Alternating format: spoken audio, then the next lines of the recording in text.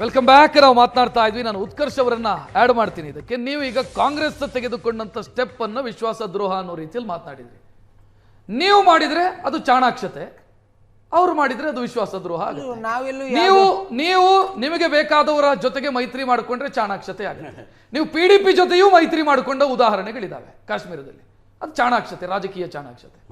ಇವ್ರು ಮಾಡಿಕೊಂಡ ಕೂಡಲೇ, ಕಾಂಗ್ರೆಸ್ ಮಾಡಿಕೊಂಡ ಕೂಡಲೇ ಅದು ವಿಶ್ವಾಸದ್ರೋಹ.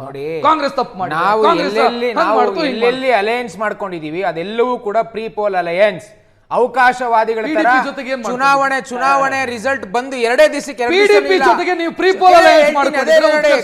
ಕಾಂಗ್ರೆಸ್ ನ ಡೋಂಗಿ ಎನ್ಸಿಪಿ ಜೊತೆಗೆ ಹೇಳ್ಬೇಕಲ್ಲ, ಚೆನ್ನಾಗಿ ಕಾಣಿಸೋದಿಲ್ಲ. ಸೀನಿಯರ್ ಇದೀರಿ ನೋಡಿ. ಕಾಂಗ್ರೆಸ್ ಡೋಂಗಿ ನಾಟಕ ನೋಡಿ. ಇದೇ DK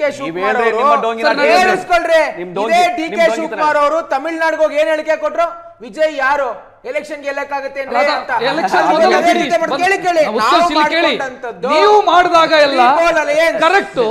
ಅವ್ರು PDP ಜೊತೆ ಮೈತ್ರಿ ಮಾಡ್ಕೊಳ್ಬಹುದು, NCP ಜೊತೆ ಮೈತ್ರಿ ಮಾಡ್ಕೊಳ್ಬಹುದು, NCP ಜೊತೆ ಮೈತ್ರಿ ಮಾಡ್ಕೊಳ್ಬಹುದು. ಒಂದೇ ದಿವಸಕ್ಕೆ ಹೋದ್ರಲ್ಲ ನೀವು ಅವ್ರ ಬಾಲ ಹಿಡ್ಕೊಂಡು. ಹಾಗಾದ್ರೆ ಯಾವ ನೈತಿಕತೆ? ನೀವು NCP ಜೊತೆ PDP ಜೊತೆ ಮೈತ್ರಿ ಮಂಗಳಾರತಿ ಮಾಡ್ತಾ ಇದಾರೆ DMK ಪಾರ್ಟಿ ಅವರೇ. ಯಾವ ನೈತಿಕತೆ ಇದೆ? ಈ ಪ್ರಶ್ನೆಗೆ ಉತ್ತರ ಕೊಡಿ. ಏನ್ ಮಾತಾಡ್ತೀರಿ? ಈ ಪ್ರಶ್ನೆಗೆ ಉತ್ತರ ಕೊಡಿ.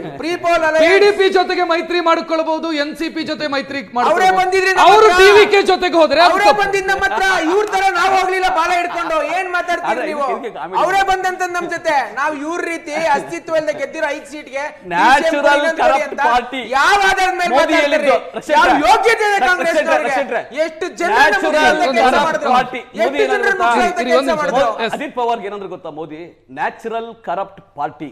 NCP ಅಂದ್ರೆ ಮೋದಿ ಹೇಳಿದ್ದು, ನಾವಲ್ಲ ಹೇಳಿದಲ್ಲ, ಮೋದಿ ಹೇಳಿದ್ದು ನ್ಯಾಚುರಲ್ ಕರಪ್ಟ್ ಪಾರ್ಟಿ. ರಾತ್ರಿ ಅಜಿತ್ ಪವಾರ್ ಮನೆಗೆ ನುಗ್ಗಿ ಏನ್ ಬಿಜೆಪಿ ನಾಯಕರೆಲ್ಲ ಸಾಷ್ಟಾಂಗ ನಮಸ್ಕಾರ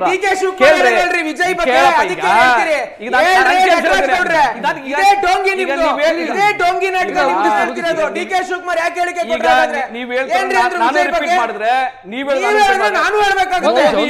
ಡೋಂಗಿ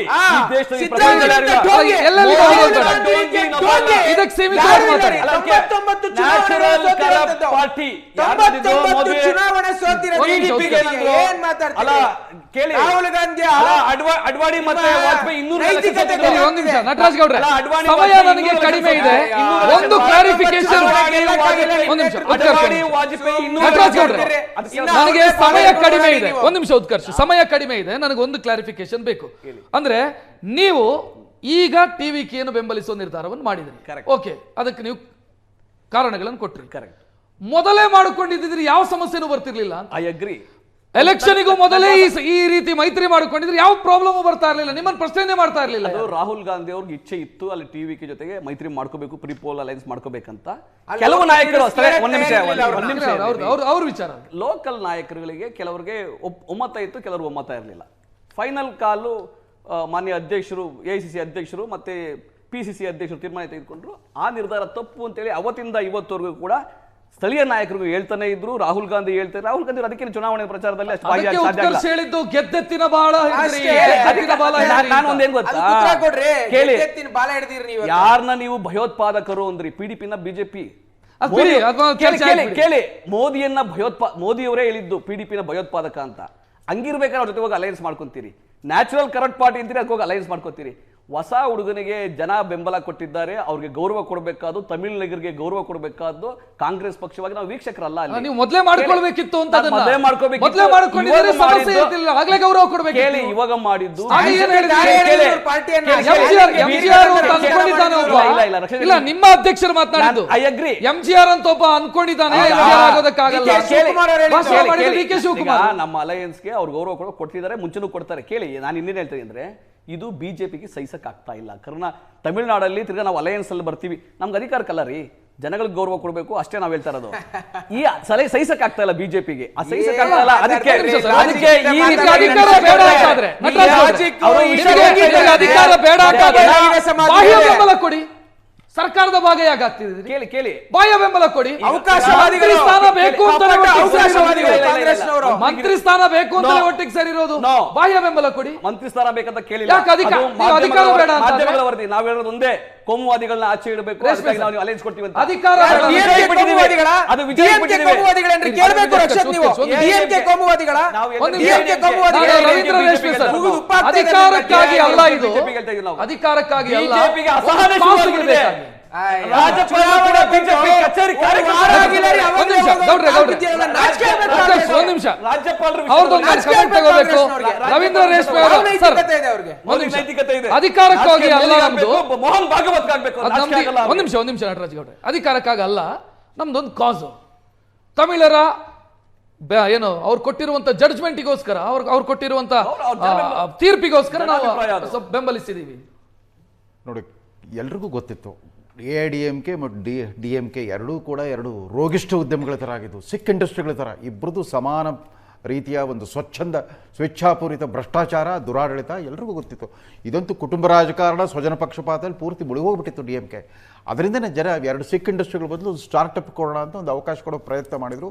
ಪೂರ್ಣ ಬಹುಮತ ಸಿಗಲಿಲ್ಲ, ಅದು ಸರಿ. ಆದರೆ ಕಾಂಗ್ರೆಸ್ ಯಾವತ್ತೂ ಕೂಡ ತನ್ನ ಪ್ರಮಾದಗಳನ್ನು ಒಪ್ಕೊಳ್ಳೋದಲ್ಲ. ಈಗ ಆಸಾಂನಲ್ಲಿ ಇಬ್ಬರು ಇನ್ಚಾರ್ಜ್ ಇದ್ದರು, ಪ್ರಿಯಾಂಕಾ ವಾದ್ರಾ ಗಾಂಧಿ ಮತ್ತು DK ಶಿವಕುಮಾರ್. ಅಲ್ಲಿನ ಪರಾಭವಕ್ಕೆ ಯಾರು ಬೆರಳು ತೋರಿಸೋಂಗಿಲ್ಲ. ಯಾಕಂದರೆ ಇಲ್ಲಿ ಇರಾನ್ ಥರದ ವ್ಯವಸ್ಥೆಯಲ್ಲಿ ಪ್ರಧಾನಮಂತ್ರಿ ಯಾರೇ ಇರಲಿ, ಕಾಂಗ್ರೆಸ್ ಅಖಿಲ ಭಾರತ ಅಧ್ಯಕ್ಷ ಯಾರೇ ಇರಲಿ, ಸುಪ್ರೀಂ ಲೀಡರ್ಸ್ ಭಾಳ ಮುಖ್ಯ. ಅಧ್ಯಕ್ಷರ ಮಾತು ಪ್ರಧಾನಮಂತ್ರಿ ಮಾತು ನಡೆಯಲ್ಲ ಅಲ್ಲಿ. ಸುಪ್ರೀಂ ಲೀಡರ್ ಕೊಮೇನಿ ಇದ್ದಂಗೆ ಆ ವ್ಯವಸ್ಥೆ ಇರೋದ್ರಿಂದ ರಾಹುಲ್ ಗಾಂಧಿ ಅವ್ರು ಮೊದಲೇ ಬಯಸಿದ್ರು ವಿಜಯ್ ಜೊತೆಗೆ ಅಲೈನ್ಸ್ ಮಾಡ್ಕೊಳ್ಳಿಕ್ಕೆ.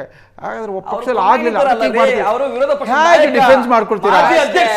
ನಿಮ್ಮ ಮಾತು ಸರಿ ಇಲ್ಲ. ಇವತ್ತು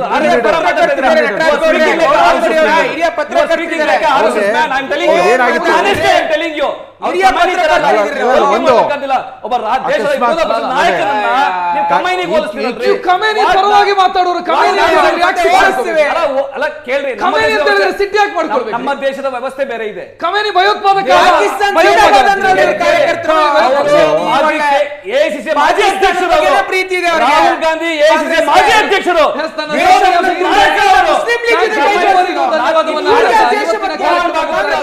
ಸಮಯ ಇದು. ಇವತ್ತಿನ ಟ್ರೆಂಡಿಂಗ್ ಎಟ್ 10 ನೇರ ದಿಟ್ಟ ನಿರಂತರ ಸುದ್ದಿಗಾಗಿ ನೋಡ್ತಾ ಇರಿ ಏಷ್ಯಾನೆಟ್ ಸುವರ್ಣ ನ್ಯೂಸ್. ನಮಸ್ಕಾರ.